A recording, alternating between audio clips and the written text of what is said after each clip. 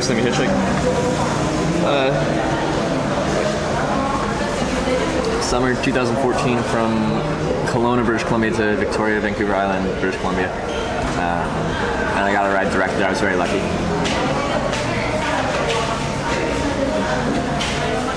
I started around my home province and I escalated from there.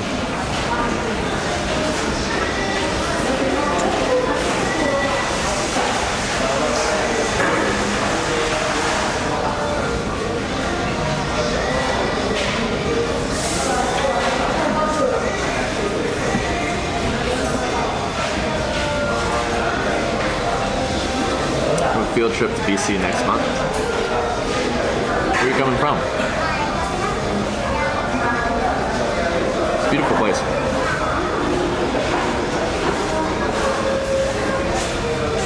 How did I feel the first time?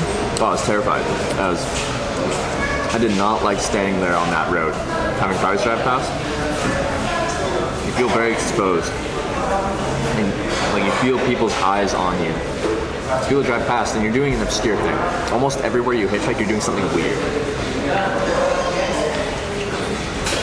And like the purpose of you standing there is to get people's attention and to have them see you and have the chance to make a decision on whether or not they want to pull over for you. So you're trying to get people's attention so they can make that decision. I just felt very exposed out there.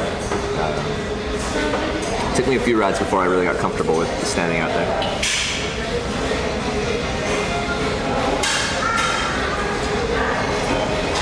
Princess to hitchhike when we were like 13, haven't really since then. Pick up one every now and then when I see him. Pretty rare these days of fear of your brother, man. Yeah, I think people are more scared than they've ever been. Just the people. I think it mostly has to do with how the world's presented to us through different forms of media. Like it's very common when I talk to people about hitchhiking that don't hitchhike, or even if they used to hitchhike, they'd be like, oh, I would have hitchhiked back in the 60s and 70s, but I wouldn't do it now. The world's changed. I really don't think the world's changed that much. I don't think humans have changed that much. I just think people get told a really negative picture of what the world is. And there's always been bad things going on in the world. There currently is horrible things going on in the world. And there probably always will be horrible things going on in the world. We can hope for the best, but humans will be humans. But I don't think it's as bad as people make it out to be. By and large, your average human being is a very kind person, and that's what I see on a day-to-day basis. I don't think it's as bad as people make it out to be.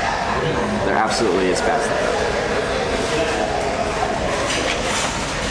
But I think it's probably safer to hitchhike now than the 60s and 70s.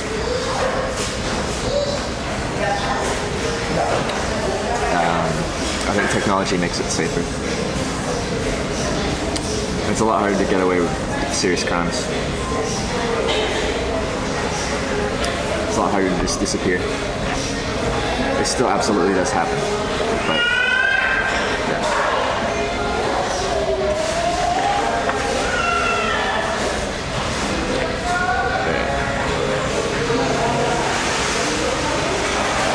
Okay, let's just go check in, relax. I'll stream a bit, and then I'll get a. Will I get a? No, I don't have to get a beer. All right.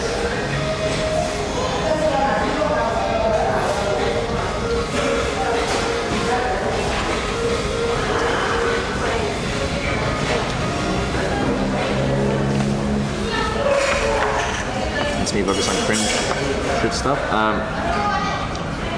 It gets more attention than feel-good stories. Like, let's say a news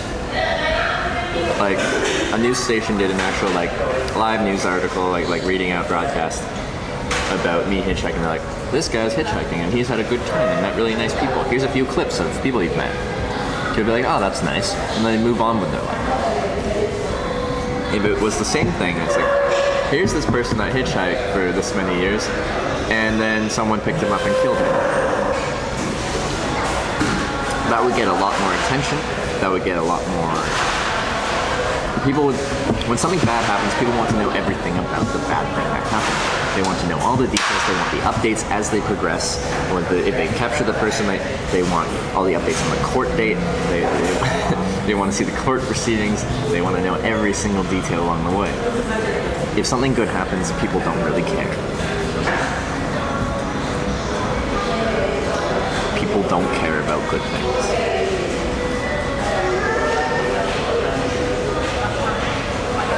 Not to the extent they care about drama, at least. Like when people see something good, they're like, "Oh, that's nice."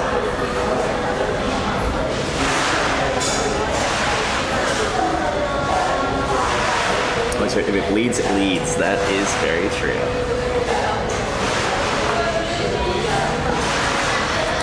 Well, even on Twitch, the stuff that trends the most is drama. It's not necessarily like, well, if anything like danger does happen, then yeah, that's gonna trend. But mostly it's drama, and it's interpersonal drama.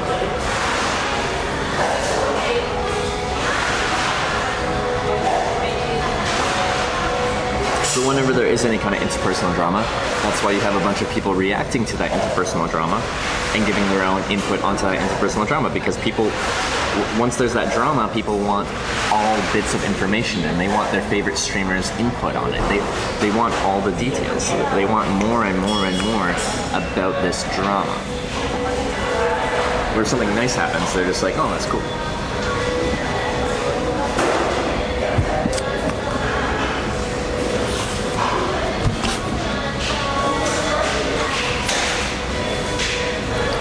Sleep on a heated sidewalk in Aspen after a New Year's party.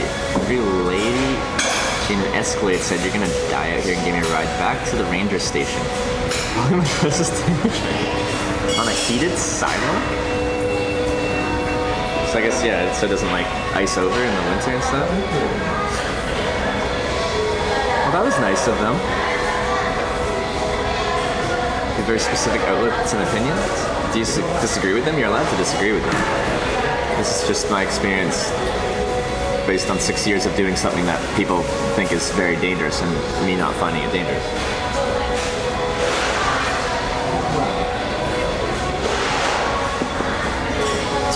I'm gonna put this tray away. Or do I leave it here? I don't. Yeah. Put it up there. And then we'll go walk to the place I'm staying at.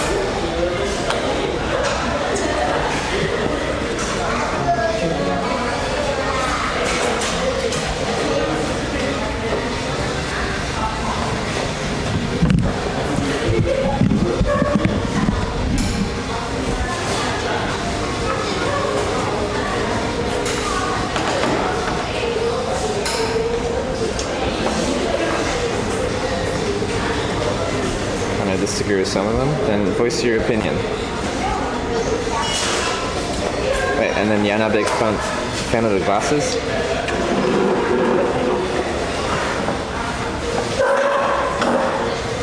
It's like a passive-aggressive kind of like subtly being like, I don't really like your opinions or what you do or how you look, but not in like a crazy outwardly way. It's like subtle.